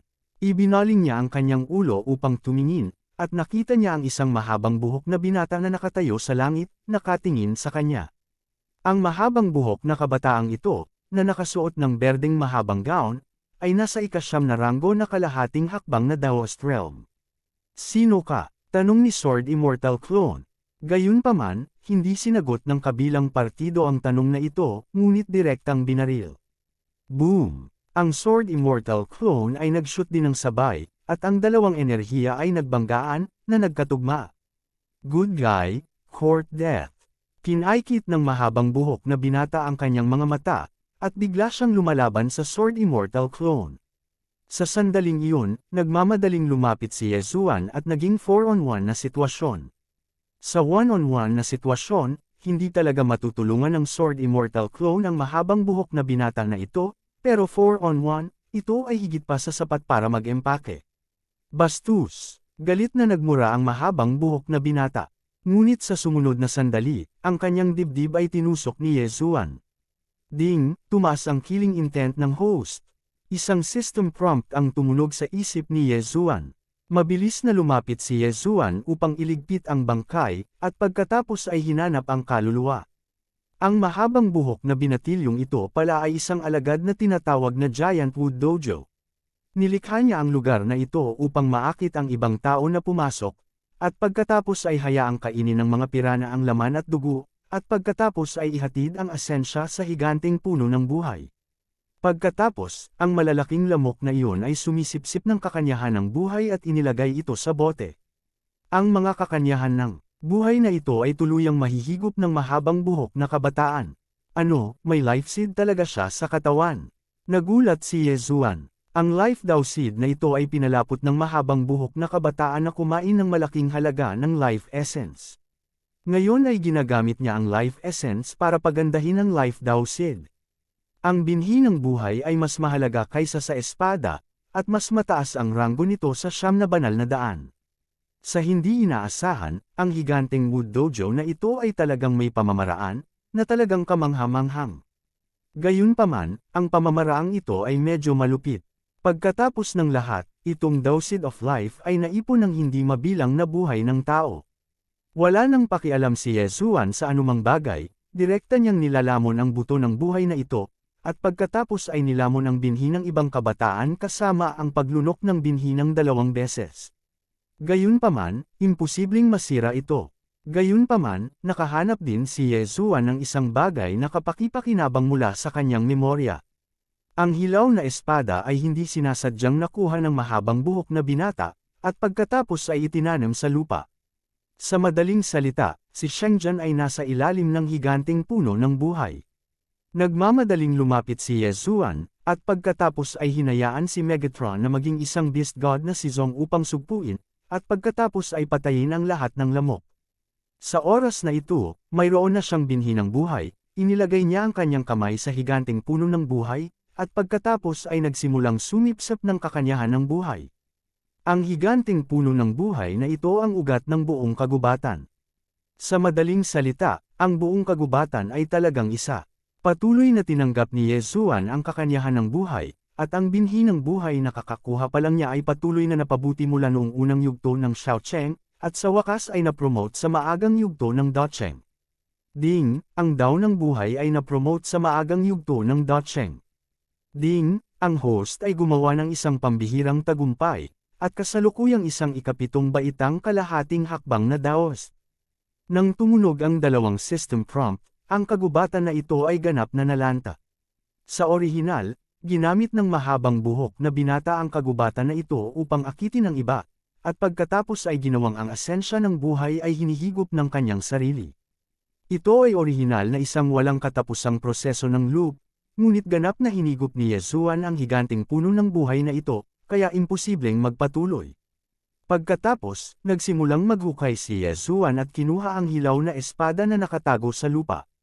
Ang tibak ng buhay at kamatayan ay sa wakas ay natipon. Sa orihinal, ang paglikha ng kagubatan na tulad nito ay nangangailangan ng maraming likas at makamundong kayamanan, ngunit ang mahabang buhok na binata na ito ay nakakuha lamang ng isang hilaw na espada, kaya siya ay nakatipid ng maraming pera. Napaisip si Yezuan sa kanyang puso at kinuha ang Death Sword. Ang 2 Dao na sundalong ito ay gawa sa mga buto ng Dao. Kung sila ay nawasak, maaari kang makakuha ng isang Life Dao Seed at isang Death Dao Seed. Gayunpaman, ang mga sundalo ng Dao ay mga sandata ng antas ng Dao Jun, paano niya magagawang sirain ang mga ito ngayon? Sa aking kasalukuyang estado, dapat kong buhayin si Jiang Feixing at ang kanyang ina. Napaisip si Yezuan sa kanyang sarili. Ngunit ang hindi niya alam ay naibalik na pala sa higanteng dojo ng kahoy ang pagkamatay ng mahabang buhok na binata. Sa sandaling ito, inilabas lang niya ang katawan ni Jiang Feixing, at pagkatapos ay ginamit ang espada ng kamatayan upang sumipsip ng hininga ng kamatayan, at pagkatapos ay ginamit ang espada ng buhay upang ibuhos ang hininga ng buhay. Sa ilang sandali, si Jiang Feixing, na namatay, ay talagang nabuhay muli. Ito ay, binuksan ni Jiang Feixing ang kanyang mga mata. Patuloy niyang ginamit ang espada ng kamatayan para lumaban noon, kaya nahawa siya ng kamatayan, at sa wakas ay kinailangan niyang gumawa ng libingan ng mag-isa. Ngayon, bakit bigla siyang nabuhay muli? Hindi kaya sila ay ginawang masasamang bangkay o mga pupay? Senyor, nagkita ulit tayo. Nakangiting sabi ni Yezuan. Ikaw ay, si Jiang Feixing ay naliligaw. Hindi ito masisisi sa kanya. Kung tutuusin, matagal na siyang namatay. Ang natitirang kaluluwa ang nakipag-usap kay Yezuan noon, kaya normal na hindi kilala si Yezuan. Ikinwento ni Yezuan ang nakaraang pangyayari, at pagkatapos pakinggan ito, natigilan si Jiang Feixing. Nahanap mo ba talaga si Shengjian? Nagulat si Jiang Feixing. Dapat mong malaman na ang ninuno ng pamilya Jiang ay nagpunta upang hanapin si Shengjian noon, at dumating din sa gubat na ito ng kamatayan, ngunit walang paraan upang makapasok dito, kaya kailangan niyang sumuko. Sa hindi inaasahang pagkakataon, nagawa ito ni Yezuan, ang kalahating hakbang na dawis. Gayunpaman, nakapasok si Yezuan dahil sa clone ng Sword Immortal, Death Sword at Void Spirit Armor. Siyempre, may time travel din. Pagkatapos niyang makapasok sa gubat na ito ng kamatayan, ginamit niya talaga ang time travel para maghanap ng mga lugar na mababa ang panganib. Senyor, kasama ko rin ang katawan ng nanay mo, at kaya ko siyang buhayin. Sabi ni Yezuan. Ano? Muling nagulat si Jiang Feixing, at nagmamadaling nagsabi, bilis, buhayin mo ang aking ina. Ito ay mabuti. Inilabas ni Yezuan ang katawan ng ina ni Jiang Feixing nang walang sinasabi. Ang pagkabuhay na maguli ay talagang hindi mahirap, ngunit ang kaharian ay dapat sumunod.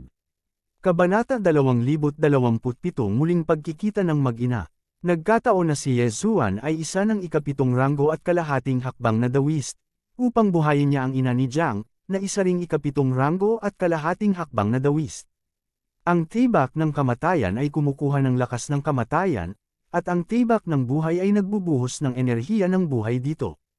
Pagkaraan ng ilang sandali, binuksan ni Mother Jiang ang kanyang mga mata. Ina! Hindi napigilan ni Jiang Feixing na sumigaw. Di nagtagal pagkatapos niyang nakawin ang tibak ng kamatayan at umalis, narinig niya ang balita ng pagpapakamatay ng kanyang ina, at nadurog ang puso at ilang beses na naisip ang magpakamatay. Gayunpaman, nabalitaan niya kalaunan na may kakayahan si Shengjian na ibalik ang mga patay, kaya gusto niyang hanapin si Shengjian, ngunit sa hindi inaasahang pagkakataon, ang patay na espada ay ginamit ng labis na nahawahan ito ng hininga ng kamatayan, at nahulog ito. Si Yezuan ay aktwal na nahawahan ng hininga ng kamatayan, ngunit ang dugo sa kanyang katawan ay maaaring pigilan ang hininga na ito, at pagkatapos makuha ang Dao Seed of Life, ang hininga ng kamatayan ay nawala. Shinger, si Nanay Jiang ay natakot. Pagkatapos, direktang dinala ni Yezuan ang dalawa sa devouring space at hinayaan silang magsamang muli. At naghahanda na siyang bumalik sa Lingguang Sword City. Yezuan, ang aking ama ay minsang nahulog sa isang digmaan kasama ang iba, maaari mo bang? Biglang tanong ni Jiang Tianxing. 8th rank half-step Dao Jun, sa kasalukuyang estado ko, hindi ko alam kung kaya kong magtatagumpay, ngunit hanggat muli akong makalusot, dapat ay maayos na. Sagot ni Yezuan. Salamat muna. Nagpasalamat si Jiang Tianxing. Matapos mamatay ang isang tao, ang kaluluwa ay unti-unting mawawala. Ngunit ang virtual na kaluluwa lamang ang mawawala. Sa utak ng tao, mayroon ding pisikal na kaluluwa. Ginamit ni Yezuan ang espada ng buhay at ang espada ng kamatayan para buhayin ang dalawa. Sa katunayan, ginamit niya ang espada ng kamatayan upang sumipsip ng hininga ng kamatayan, buhayin ang kaluluwa sa kanyang ulo gamit ang espada ng buhay, at ipinanganak ang isang bagong kaluluwa. Sa makatuwid, imposibleng buhayin ang isang tao na may buhay na espada lamang, maliban kung ang enerhiya ng kamatayan ay maaaring alisin. Pagkasabi noon, habang papunta rito, patuloy na umaalis si Yezuan sa void positioning points, kaya napakadaling bumalik sa Lingguang Sword City. Ilang sandali pa ay bumalik na siya. Pagkatapos, direktang natagpuan niya si Jiang Sheng. Ayon kay Jiang Tianxing, maganda ang pakikitungo sa kanya ng kanyang lolo na si Jiang Sheng. Ninakaw niya ang Death Sword noon, kaya labis siyang nahihiya kay Jiang Sheng. Sa oras na ito, nakabalik na si Yezuan sa mansyon ng City Master. Master, nandyan ka ba? Nagpadala si Yezuan ng voice transmission kay Jiang Sheng. Halika na. Sa susunod na sandali, nagpakita si Yezuan sa labas ng mansyon ni Jiang Sheng. Anong problema? Lumingon si Jiang Sheng para tingnan si Yezuan. Master, sa susunod, may gusto akong sabihin sa'yo, sana wag ka masyadong magugulat. Sabi ni Yezuan. Haha, ang matanda ay tao rin na dumaan sa malakas na hangin at alon. Walang gaanong nakakagulat sa matanda. Tumawa si Jiang Sheng, ngunit sa sumunod na sandali, biglang tumigil ang kanyang ngiti. Kung sakali, inayos ni Yezuan ang soundproof formation sa paligid niya, at pagkatapos ay sinabi, "Guro, nandito ang apo mong si Jiang Feixing." Ano? Matapos itong marinig ni Jiang Sheng, hindi niya maiwasang matigilan, at pagkatapos ay nakita niya ang dalawang napaka-pamilyar na tao. Ang isa ay ang kanyang manugang, at ang isa ay ang kanyang apo. When I, Feixing, kayo. Nagulat si Jiang Sheng, dahil ang kanyang apo na si Jiang Feixing ay nakawin ng tibak ng kamatayan. Ang kanyang manugang na si Wen Ai ay nagpakamatay upang mabayaran ang pamilya, at ang pamilya ay hindi pinayagang ilibing siya sa ancestral hall ng pamilya. Ngayon, paano ito muling nabuhay? Lolo, pareho kaming patay ng nanay ko, ngunit natagpuan ni Yezuan si Shengjian at binuhay kaming muli, sabi ni Jiang Feixing. Sa sandaling lumabas ang mga salitang ito, muling nabigla si Jiang Sheng. Raw na espada, paano ito posible? Dapat mong malaman na ang lugar kung saan matatagpuan ang espada ay isang napakadelikadong lugar. Ang matandang patriarch ng pamilyang Jiang, ang kanyang ama, ang master ng antas ng Daojun ay minsan nang namuno sa koponan, ngunit sa huli ay nabigo siyang bumalik sa halaga ng kalahati ng mga taong namatay. Ngayon, sinabi ni Jiang Feixing na ang espada ay nakuha ni Yezuan, isang kalahating hakbang na dawis. Paano ito magiging posible? Sa oras na ito, kinuha ni Yezuan ang parehong espada ng buhay at espada ng kamatayan, at pagkatapos ay sinabi kung ano ang nangyari. Guro, salamat sa pagbabalik ng espada ng buhay at kamatayan. Nagpasalamat si Jiang Sheng. Gayunpaman, umiling si Yezuan at sinabing, "Guro, mali ang pagkakaintindi mo. Hindi kita tinulungang mahanap ito, ngunit dahil kailangan ko mismo ang espadang ito ng buhay at kamatayan." Ito, nagulat si Jiang Sheng. Bukod dito, pumasok ako sa pamilya Jiang para lang mag-imbestiga sa ilang bagay, kaya simula ngayon, hindi na ako magiging apprentice mo. Biglang naging solemn na ang mukha ni Yezuan. Sa kanyang lakas, si Jiang Sheng ay hindi kwalipikadong maging kanyang Panginoon. Yezuan, ito, si Jiang Feixing sa gilid ay biglang bamuka ang kanyang bibig, ngunit hindi niya alam kung paano itutuloy. Dati, ibinigay niya ang Death Sword kay Yezuan, umaasa na maibabalik ni Yezuan ang kanyang katawan at ang Death Sword sa pamilya Jiang. Ngayon, sinabi ni Yezuan na kailangan niya ng Death Sword, ano ang dapat kong gawin? Pagkatapos ng lahat, nabawi pa ni Yezuan ang espada ng buhay at binuhay siya at ang kanyang ina. Medyo hindi nagpapasalamat na hilingin kay Yezuan na ibalik ang espada ng buhay at kamatayan. Huwag kang mag-alala, hiniram ko lang ang espada ng buhay at kamatayan, at ibabalik ko ito sa hinaharap. Gayunpaman, maaari kong buhayin ang mga namatay na miyembro ng pamilya Jiang, ngunit kailangan ko ng ilang Taoism bilang gantimpala. Sabi ni Yezuan, bumagsak ang boses, at tumahimik ang audience. Ito, nag-alinlangan si Jiang Sheng. Sa katunayan, gusto niyang itago muna sina Jiang Feixing at Wen Ai. Pagkatapos ng lahat, si Jiang Feixing ang makasalanan ng pamilya Jiang. Gayunpaman, ngayong ibinalik ni Yezuan ang espada ng kamatayan, kasama ang espada ng buhay, kung maibabalik ni Yezuan ang espada ng buhay at kamatayan sa pamilya Jiang, kung gayon si Jiang Feixing ay magiging may kasalanan at karapat-dapat, at ito ay magiging isang masayang bagay.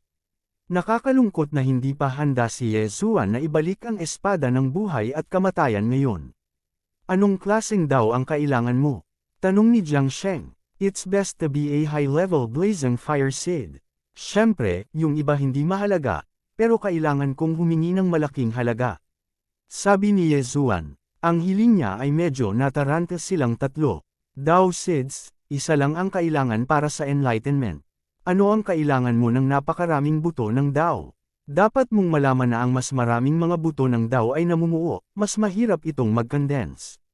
Sa kalahating hakbang na Daojun Realm, mainam para sa mga ordinaryong tao na paikliin ang 2 buto ng Dao, at ang 3 ay napakabihirang. Ginagamit ko ang espada ng buhay at kamatayan para tulungan kang buhayin ang iyong mga angkan, at hinihingi ko lang ang Daoist species bilang gantimpala. Hindi naman dapat exaggeration ang transaksyon na ito, tama? Tanong muli ni Yezuan. Hindi ito pagmamalabas, ngunit kailangan kong talakayin ito sa iba. Sabi ni Jiang Sheng. Siya lamang ang representante na pinuno ng pamilya Jiang, at ang pinuno ng pamilya ay ang kanyang nakatatandang kapatid na lalaki. Bukod dito, ang kanyang ama ang namamahala. Ang ganitong bagay ay kailangang pag-usapan. Okay, ayos lang. Tumango si Yezuan, at agad na inalis ang espada ng buhay at kamatayan. Pagkatapos, mabilis na umalis si Jiang Sheng, kasama sina Jiang Feixing at Wen Ai. Walang sinuman sa pamilyang Jiang ang nakakaalam na minsang namatay si Jiang Feixing, ngunit marami sa kanila ang nakakita sa katawan ni Wen Ai ng sarili nilang mga mata. Ngayong nabuhay na muli si Wen Ai, at kung ano ang nakita ni Jiang Sheng sa sarili niyang mga mata, hindi dapat mahirap kumbonsihin ang pamilya Jiang sa katotohanan ito. Sure enough, pagkaraan ng ilang sandali, isang malaking grupo ng mga tao ang dumating. Napakalakas ng hininga ng isa sa kanila na halos malagutan ng hininga. Kabanata 2028 Pagbabante sa pamilya Jiang. Matandang ninuno. Oh my God, bakit lumabas ang nuno? Hindi ba niya kinukuha ang ulo ng pamilya para umatras? Lumabas na rin ang pinuno ng bahay, at nandoon din ang deputy head ng bahay. Anong nangyari? Lahat sa pamilya Jiang ay mukhang nalilito. Sa oras na ito, nakita rin ni Yezuan, na nasa looban ni Jiang Sheng, ang grupong ito ng mga nakatatandang miyembro ng pamilyang Jiang. Tibak ng buhay at kamatayan, tawagin mo ito. Diretsyong bamantong hininga ang maputi ang buhok sa ulo. Ayon sa alaala ni Jiang Tianchen, makikilala ni Yezuan na ang taong ito ay ninuno ng pamilya Jiang, si Jiang Lingguang. Ang Jiang Lingguang na ito ay nasa kaharian ng half-step Dao Jun, at isa rin siyang cultivator ng espada. Mayroon din siyang buto ng sword Dao sa kanyang katawan, at siya ay na-promote sa huling yugto ng Dacheng. Isang hakbang na lang ang layo niya sa Dao, at ang kanyang lakas sa pakikipaglaban ay lubhang nakakatakot. Bakit kailangan mo pang magalit? Hiniram lang ni Junior ang espada ng buhay at kamatayan. Ngumiti si Yezuan at dahan-daang sinabi, mapangahas, ang espada ng buhay at kamatayan na ito ay bagay sa aking pamilyang Jiang, paanong hiniram mo ito? Galit na sigaw ng isa pang matanda. Siya ang pinuno ng pamilya Jiang at si Jiang Yong, ang nakatatandang kapatid ni Jiang Sheng. Jiang Lingguang man o Jiang Yong, mas malaki ang kapangyarihan kaysa kay Jiang Sheng, kaya walang pagpipilian si Jiang Sheng. Yezuan, dapat mong ibigay ang espada ng buhay at kamatayan. Walang magawang sabi ni Jiang Sheng. Dati, sinabi rin niya sa kanyang kapatid at ama ang nangyari, ngunit nang malaman ng dalawang ito na nabawi na ang espada ng buhay at kamatayan, agresibo silang sumugod, at hindi na niya ito napigilan. Iyan ay hindi maganda, bagamat ang espada ng buhay at kamatayan na ito ay orihinal na mula sa iyong pamilyang Jiang, hindi ko ito ninakaw mula sa iyong pamilyang Jiang, at hindi ko sinabi na hindi na ito ibabalik, hiniram ko lamang ito pansamantala. Nagkibit balikat si Yezuan at ngumiti. Sayo nga ang bagay, pero pinilit kong hiniram, ano ba?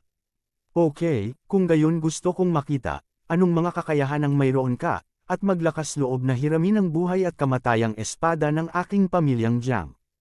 Hindi umimik si Jiang Yong, ngunit direktang binaril niya si Yezuan, gustong mahuli si Yezuan. Sa ganitong paraan, ang espada ng buhay at kamatayan ay nasa kamay, at hindi na kailangang magsalita ng walang kaparirikan. Kuya, nang makita ito, kikilos na sana si Jiang Sheng, ngunit pinigilan ni Jiang Lingguang. Sa desperasyon, napapanood lang niya si Jiang Yong na kumikislap sa harap ni Yezuan, at pagkatapos ay hinampal si Yezuan sa balikat. Gayunpaman, nang humarap si Yezuan sa palad na ito, hindi gumalaw si Wen Feng. Paano ito posible? Nagulat si Jiang Yong. Sa kanyang kaharian ng 9th rank at half-step Daoist, hindi niya kayang harapin ang isang 7th rank at half-step Daoist. Paano ito posible? Haha, ngumisi si Yezuan. Joke. Ang dumating sa bahay ni Jiang ay hindi ang kanyang Diyos, ngunit isang clone ng engkanto ng espada. Higit pa rito, sa kanyang kasalukuyang lakas bilang isang ikapitong ranggo at kalahating hakbang na Daoist, itong si Jiang Yong ay 2 ranggo lamang na mas mataas kaysa sa kanya, kaya gusto niyang hulihin siya. Hindi naniwala si Jiang Yong, at agad na iniunat ang Qiankun Ring sa kamay ng Sword Immortal Clone, ngunit agad na kinuha ng Sword Immortal Clone ang Qiankun Ring sa kanyang kamay at hinawakan ito sa kanyang kamay. Kung nais mong ganap na mawala ang tibak ng buhay at kamatayan, pagkatapos ay ipagpatuloy mo ito. Nang bumagsak ang boses ni Yezuan, si Jiang Yong ay hindi na nang ahas na kumilos. Kung masira ang singsing ng Chen Kun, mawawala ang espada ng buhay at kamatayan, at hindi ko alam kung saan ito lilito. Tumigil ka. Hindi na nakatiis si Jiang Lingguang, at agad na tumigil sa pag-inom. Senyor, anong payo mo? Sabi ni Yezuan na may kalahating ngiti. Bilang junior, ang lakas ng loob mong takutin ako kapag nakakita ka ng ganitong labanan, ikaw din ang nauuna. Kinusot-kusot ni Jiang Lingguang ang kanyang mga mata at sinabing, kung magkagayon ay atras tayo ng isang hakbang. Ibabalik mo sa akin ang espada ng buhay at kamatayan. Hinding-hindi kita masisisi sa iyong pagkakasala. Hindi lang iyon, ngunit hindi dapat nangyari ang pagnanakaw ni Jiang Feixing ng espada ng kamatayan, paano pa kaya iyon? Matanda na talaga si Senyor. Kakasabi ko lang na gusto kong hiramin itong pares ng life and death swords. Baka hindi mo narinig ng malinaw. Sabi ni Yezuan, gusto mong mamatay. Nanlaki ang mga mata ni Jiang Lingguang, na parang babarilan na niya. Gayunpaman, kung gumawa siya ng isang hakbang, dapat siyang magtagumpay, kung hindi, ang tibak ng buhay at kamatayan ay talagang mawawala. Hehe, narinig ko na dinala ng senyor ang mga tao sa gubat ng kamatayan, at sa wakas ay bumalik ng walang tagumpay. Sa halip, maraming mga master ang namatay. Gayunpaman, nagawa kong baliktarin ang kagubatan ng kamatayan ng paulit-ulit, at ibalik pa ang espada. Sa tingin mo ba matatakot ako sa iyo? Biglang naging malungkot ang ekspresyon ni Yezuan. Sa sandaling lumabas ang mga salitang ito, ang lahat ng naruroon ay natahimik. Yezuan, ano ang pinanggalingan, upang maisakatuparan ng isang bagay na kahit ang matandang master ay hindi magawa? Akala ng lahat. Gayunpaman, si Jiang Lingguang, na isa ng Daoist, ay hindi pa rin kinukuha si Yezuan sa kanyang mga mata. Kahit sino ka man, hanggat kaya mong ibalik ang espada ng buhay at kamatayan sa aking pamilyang Jiang, ituturing ka ng aking pamilyang Jiang bilang panauhin, kung hindi, kahit mamatay ako, babawiin ko ang espada ng buhay at kamatayan. Muling nagbanta si Jiang Lingguang. Nang marinig ito, napailing na lamang si Yezuan, at sinabing, dahil ayaw ng senior na gawin ang deal na ito sa junior, kung gayon hayaang mamatay ang isda. Pagkatapos niyang magsalita, kinuyam niya ng mahigpit ang Chen Kunring at sinubukang durugan ang Chen Kunring na ito. Maghintay, si Jiang Lingguang ay natakot, hindi niya inaasahan na si Yezuan ay talagang hindi natatakot sa kamatayan. Huminto siya at sinabing, pag-usapan natin ito sa loob ng 3 araw. Sige, bibigyan kita ng 3 araw para maghanda ng sapat na dowseeds. Siguro, pagkatapos ng 3 araw, ibabalik ko sa iyo ang espada ng buhay at kamatayan. Ngumiti si Yezuan, pagkatapos ay umupo at pumikit para magpahinga. Nang makita ito ng lahat, kinilabutan sila. Sa harap ng isang malakas na Daoist monarch, umupo si Yezuan na hindi handa, tiyak na ito. Kung hindi, paano mo mabantaan ang pamilya Jiang na may isang malakas na pinuno ng tao na may kaharian ng ika-7 ranggo at kalahating hakbang na Daoist?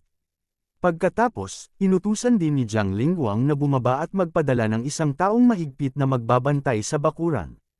Upang maging tumpak, nakatitig kay Yezuan, huwag hayaang makatakas si Yezuan. Para naman kay Jiang Lingguang mismo, nagtatago rin siya sa paligid kung may pagkakataon siyang bumaril. Hanggat nakuha niya ang Chen Kunring sa kamay ni Yezuan, tapos na ang usapin, at wala siyang pakialam sa buhay o kamatayan ni Yezuan.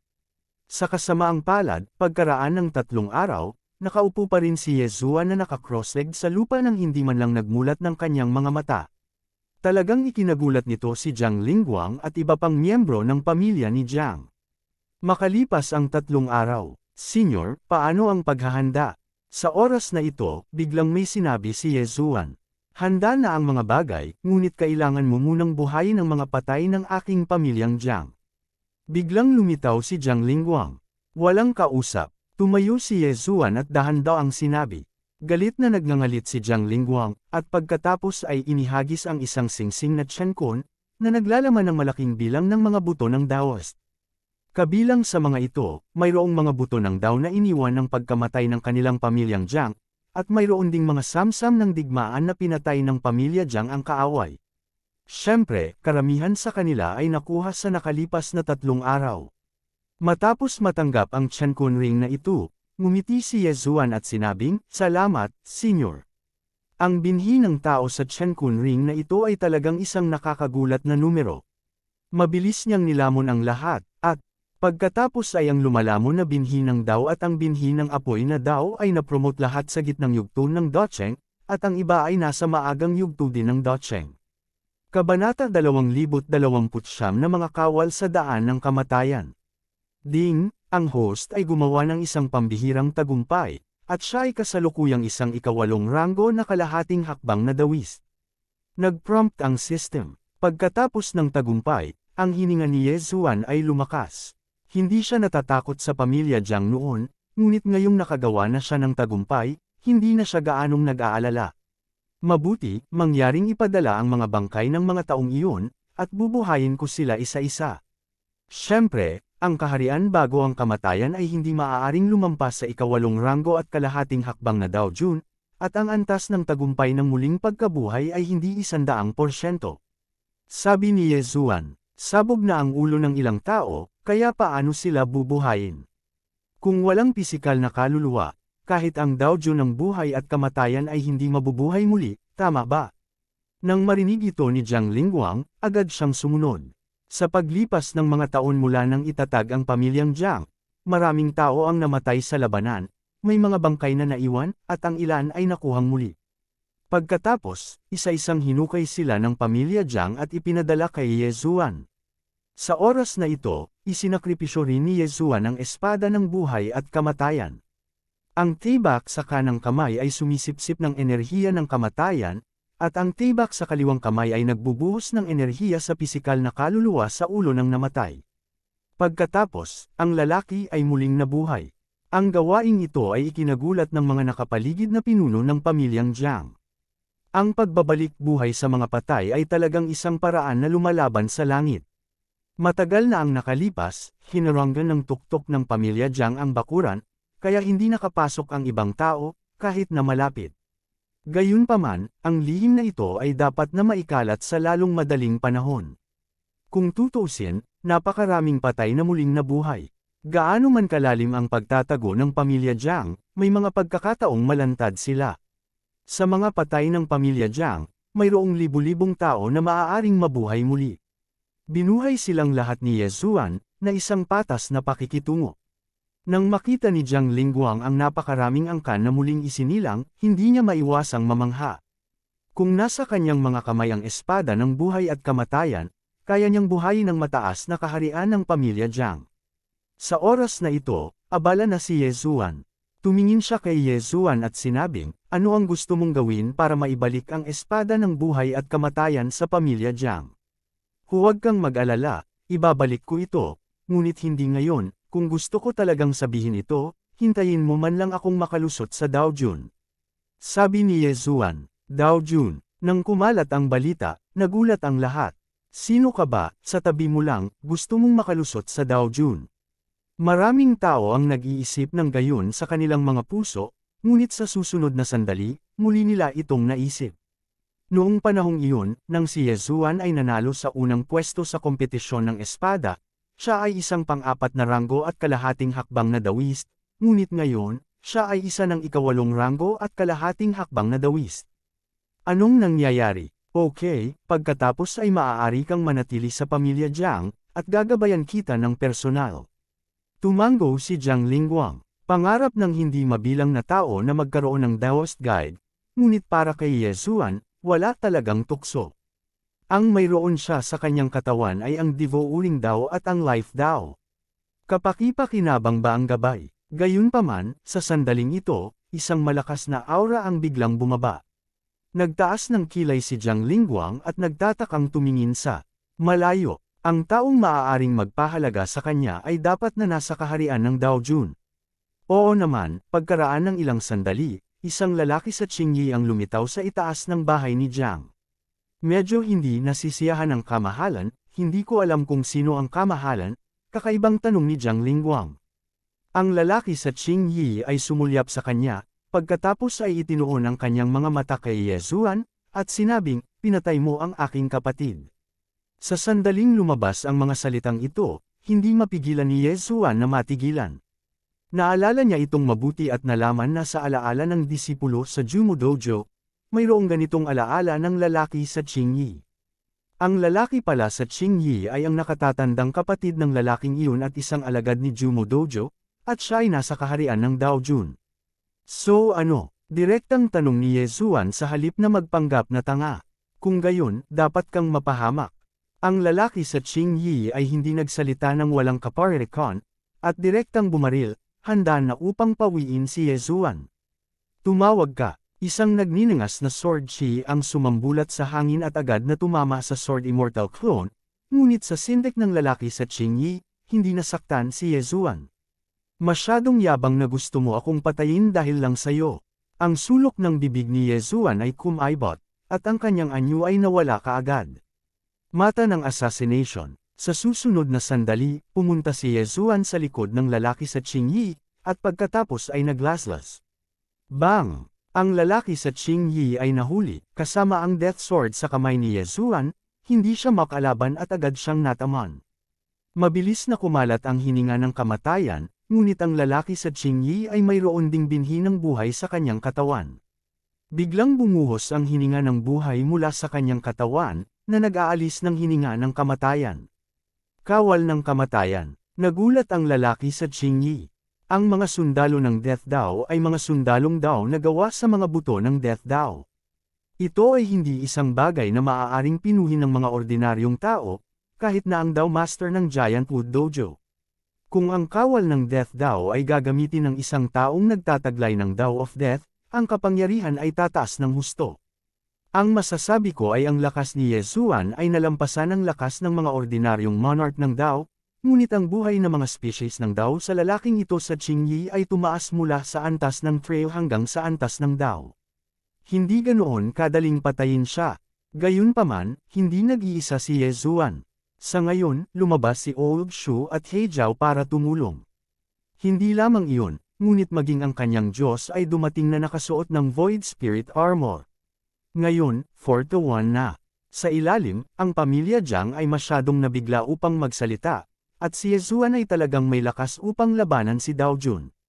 Gayunpaman, nag-aalangan si Jiang Lingguang. Iniisip niya na kung si Yezuan ay pinatay ng lalaking ito, kung gayon ang espada ng buhay at kamatayan ay maaaring makuhang muli. Gayunpaman, paano kung ang kabilang partido, tulad ni Yezuan, ay hindi ibigay ang espada ng buhay at kamatayan? Tumigil ka. Sa desperasyon, napasigaw na lamang si Jiang Lingguang. Matanda, tumahimik ka, o papatayin kita. Galit na sigaw ng lalaki sa Qingyi.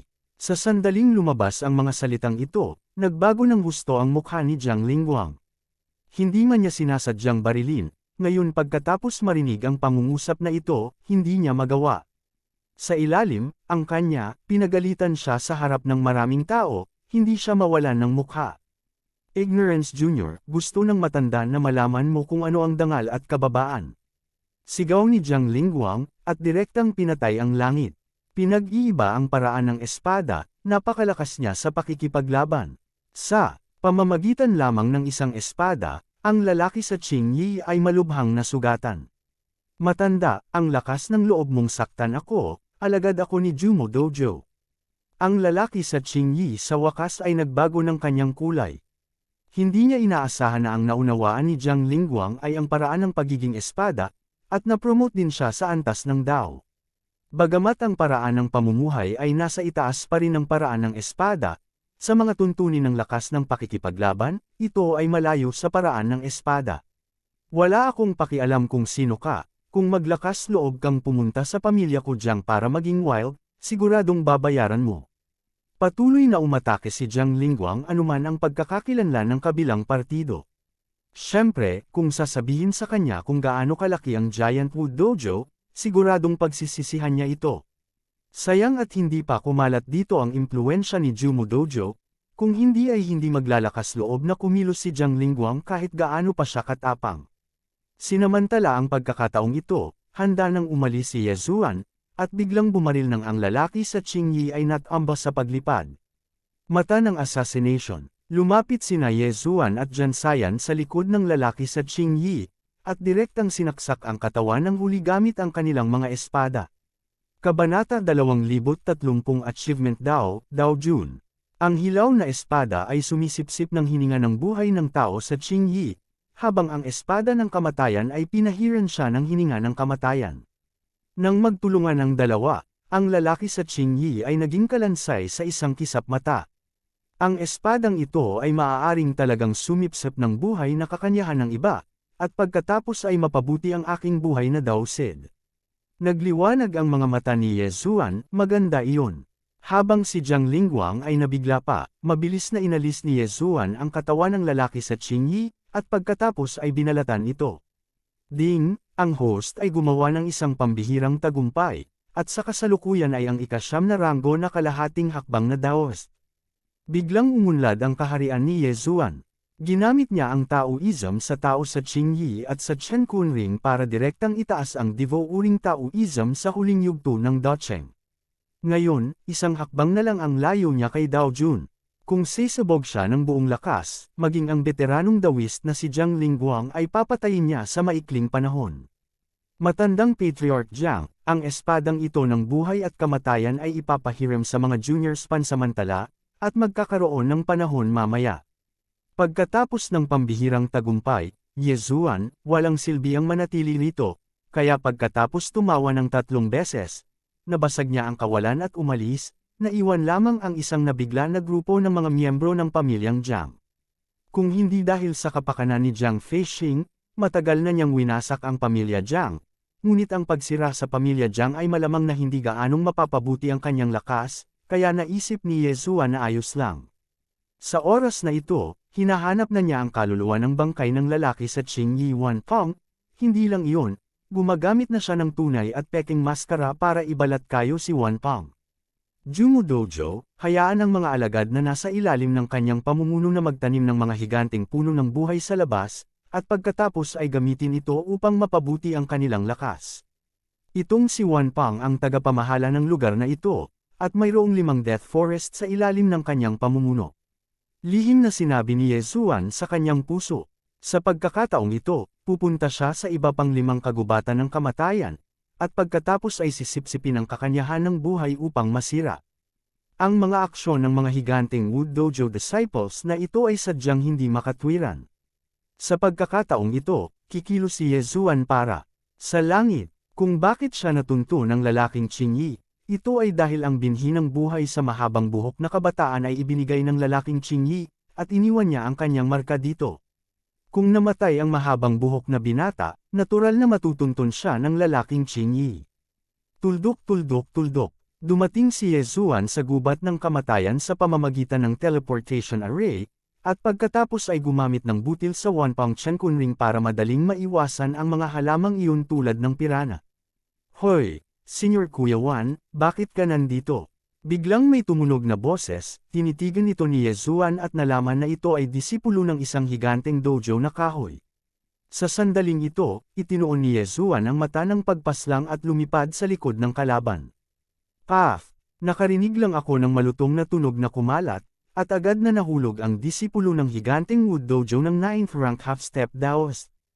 Pagkatapos, kinuha ni Ye Zuan ang kanyang bangkay, nilamon ang binhi ng Dao, at pagkatapos ay ginamit ang hilaw na espada upang sumipsip ng lahat ng asensya ng buhay ng higanteng puno ng buhay. Pagkaraan ng ilang sandali, nawala ang gubat na ito ng kamatayan. Ang binhi ng buhay sa katawan ni Ye Zuan ay bumuti din ng husto. Kung magpapatuloy ito, malapit na akong makalusot sa Dao Jun. Nagliwanag ang kanyang mga mata, sinira niya ang kawalan at umalis, at pagkatapos ay hinanap ang susunod na kagubatan ng kamatayan. Sa sumunod na panahon, nilipol niya ang natitirang mga kagubatan ng kamatayan. Gayunpaman, hindi madaling gawain na itaas ang Dao of Life sa huling yugto ng Docheng sa antas ng Dao. Sa desperasyon, maaari na lamang siyang pumunta sa susunod na lugar. Sa dambuhalang kahoy na dojo na ito, ang mga alagad ay ipinadala upang ikalat ang mga sanga at dahon, upang sila ay makapagtanim ng mag-isa, kaya maraming mga lugar na tulad nito. Kinailangan ni Ye Zuan ng mahigit 1 buwan upang sirain ang kagubatan ng kamatayan sa lahat ng dako. Sa huli, ang Dao ng buhay ay sa wakas ay itinaas sa antas ng Dao. Ding, nakalusot ang host, at kasalukuyang first-rank Daoist. Nag-prompt ang system. Kaya lang, hindi mataas ang combat effectiveness ng way of life, pero nasa late stage na ng dodging ang paraan ng paglunok at paraan ng apoy, etc., at tinatayang malapit na silang ma-promote sa level ng avenue. Masyadong mabagal na sirain ang kagubatan ng kamatayan kung saan-saan, dumiretso tayo sa Giant Wood Dojo. Napaisip si Yezuan sa kanyang puso, at nagmamadaling pumunta sa Hilaga. Ang Dao Master ng Jumu Daochang ay isang master ng ika-4 na baitang Dao Jun, at mayroong halos 100 Dao Jun sa ilalim ng kanyang pamumuno, at ang kanyang lakas ay malakas.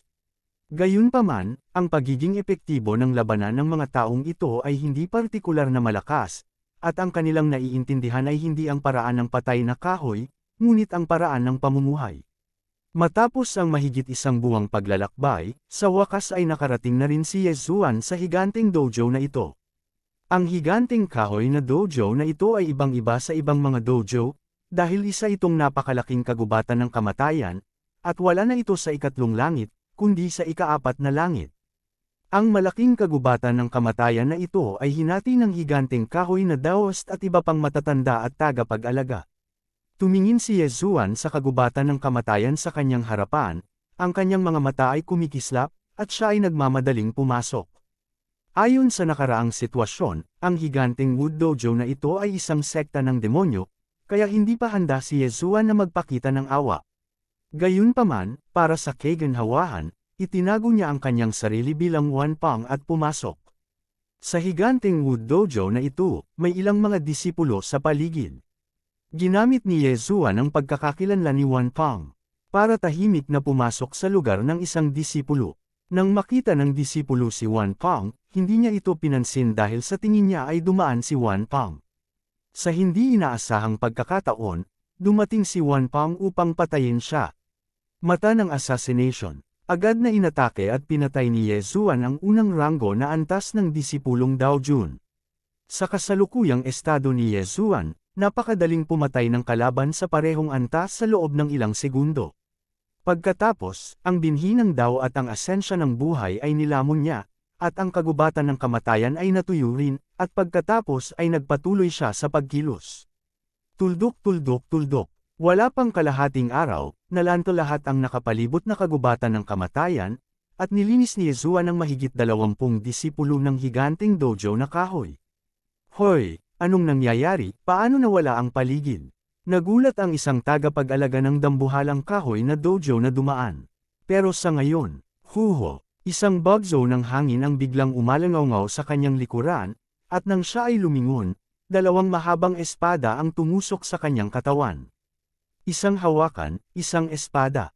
Isang espada ng kamatayan. Kasama ng Yezuan's devouring Dao Sid, ang mga organo sa katawan ng taong ito ay agad na nilamon at naging katawan. Mamatay. Ang pangalawang ranggo na tagapag-alaga sa antas ng Dao Jun ay direktang pinatay ni Yezuan. Mukhang magiging mabilis. Napaisip si Yezuan sa kanyang puso, binilisan lang ang kanyang lakad. Sa pagkakataong ito, nais niyang direktang pumasok sa lugar ng tagapag-alaga.